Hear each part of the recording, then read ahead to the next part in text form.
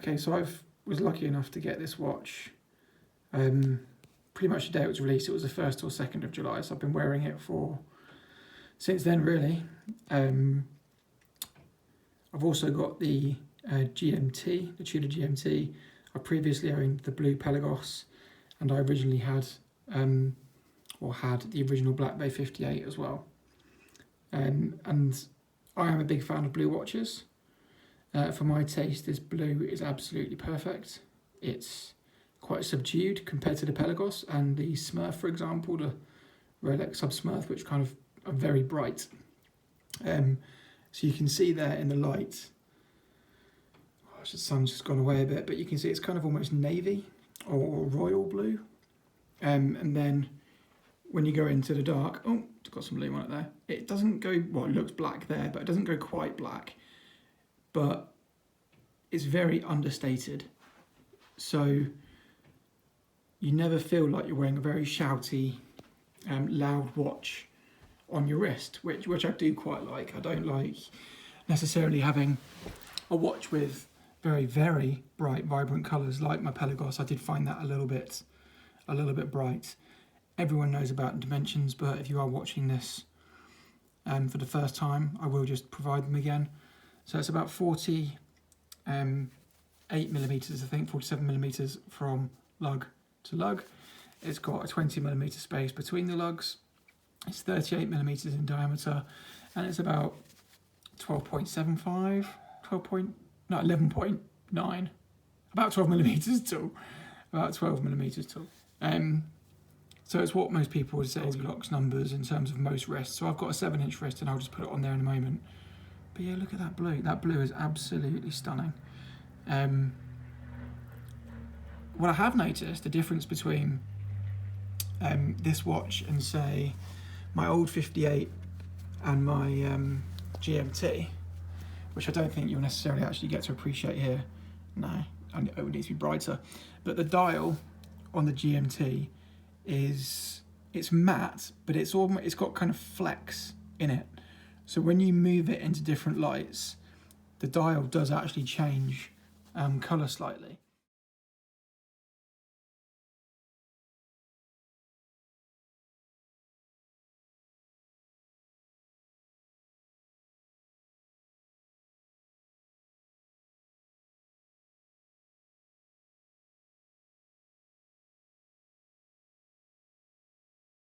This watch, it's a very flat blue, so you don't kind of get that textured effect of the dial. And the original Black Bay 58 also had flecks of kind of gold in it. So it was a very warm dial.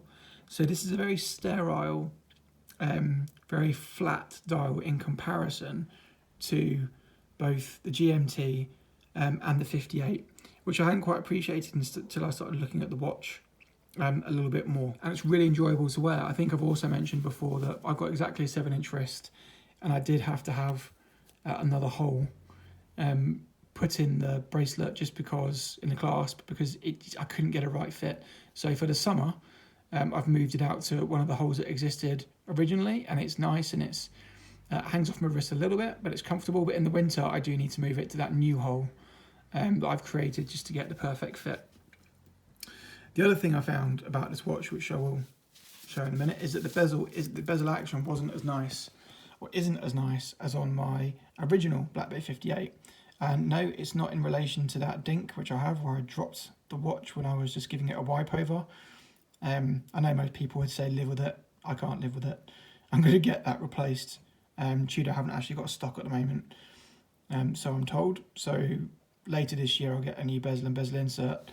But let me rest this. Oh, I'm not going to be able to do this, am I? Right, let me just do it with my hand. I don't even know if you'll be able to pick it up, but it sounds fine when you do it, but it doesn't move as smoothly. So my original Black Bay 58,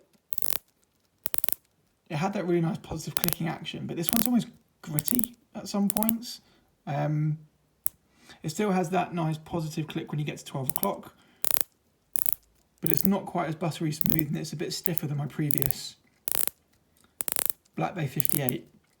And yeah, I'm not massively happy about that, but maybe through luck or not of damaging the bezel, when that's replaced, it will come back and it will be a similar action to my previous Black Bay 58. So I chose to keep this one over the original. I don't have a huge amount of watches. As you can see, I've got a couple of other, I've got a Tommy Hilfiger watch my wife bought me when we were a lot younger. And I've got a watch from my dad, a Seiko, from when I was 18. So sentimental, but no value. But in terms of high value watches, that's kind of where I live at the moment. I've got Beta, Smarter watch, and then a couple of dailies that I just go between. But it's really, really nice. And I couldn't really justify keeping the original and this one. I really prefer the modern aesthetic, as I've talked about in my original collection video, but the more I wear it, the more I like it. A bit like the Submariners and the Omega Seamaster 300s. They're modern looking watches. They've got a nice aesthetic to them. Obviously now Omega have done a faux one, but I just think it will stand the test of time better. The loom is fantastic. That was a very brief loom shot there, but everyone knows what the loom on these is like. The hard thing, as always, is trying these on and finding one to try on. That's pretty much bang on 7-inch wrist, but I think I've got quite an oval wrist. I don't know. I've seen it on some people's wrists that have 7-inch wrists, and it does look quite small. But for me, I think, and for my taste, because obviously some people really like big watches, some people like even smaller watches, but for my taste, it's spot on. I'm really, really pleased with that. It's running about 0.5 seconds, 0.2 seconds plus a day. And that is with me just wearing it during the day and then leaving it overnight ever so slightly tipped forward. So I played around with the accuracy in different positions overnight. I did dial up, dial down, crown down, everything. And I've got it pretty much spot on. And I think what's interesting is Rolex and Tudor obviously seem to be working more and more collaboratively with the models they're releasing. So as we all know, the Rolex Submariner have just released a 41mm diameter sub, which I believe, yet to be confirmed, has a 21mm lug width. I don't know what the actual lug to lug is, but it's obviously still a very slim watch. I think it's 12.5mm slim. So not quite as slim as this, but still good. And obviously now you've got the offering from Tudor at 38mm.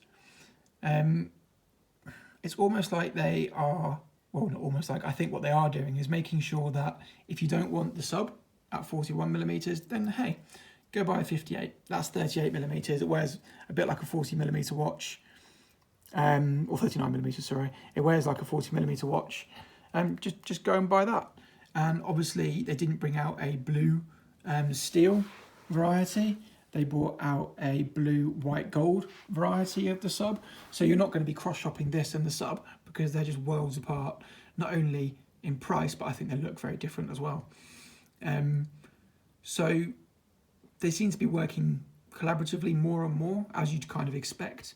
And the offerings across the Tudor and Rolex range will cater for everyone, but you won't necessarily get the exact configuration of a Tudor or the exact configuration of a Rolex that you want, but you will get the size that you like across the brands. Obviously there's a gulf in price, but in terms of the colours that they're offering on their subs and the colours that they're offering on the 58, so I'll be interested to see what other colours they bring out on the 58, but they have now definitely distinguished between the 58 and the sub, because before they were a bit closer in size, but making the bracelet 20 and the case size 40, it will wear bigger. I know people who wears smaller than the old watch.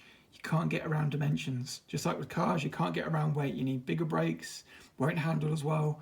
It will wear bigger. And what I have found with the GMT is one of the things that makes it wear so much bigger is the bracelet, right? It's a 22mm bracelet on a 41mm watch. The Omega Seamaster 300 is a 42mm watch with a 20mm bracelet. With this watch, is you've got a taper on it, on the bracelet that you don't have on the Omega, but there's no doubt it gives it a far bigger appearance. Just for people interested, that's the kind of two together. If you're thinking about it, I know they're a bit hard to get, but a lot of shops do have one where you can just try it on. I highly recommend it. I mean, even look at the blue difference there. It is a different, oh, it's lovely. So yes, I'm rabbiting on now. If you have any questions about the watch or anything at all, please do let me know, and I'll obviously try and help. The only other thing I did notice, which I never noticed before, bizarrely, the bottom of the watch boxes that you get from Tudor have got a wood grain on them, and the top doesn't. I've never ever noticed that with the 4 Tudors that I've had. I think it actually is wood, because when you open it, you can see it's got the graining on the inside, but I mean, the boxes are pretty crap anyway, but what a strange thing. Anyway, yes, any questions, let me know, but extremely happy with the purchase. I try to buy watches to keep and not to sell. Unfortunately, I have made some watch purchase mistakes, which has led me to the collection that I've got at the moment. And ideally, this will be a massive keeper. So yeah, if you get one, congratulations and enjoy it.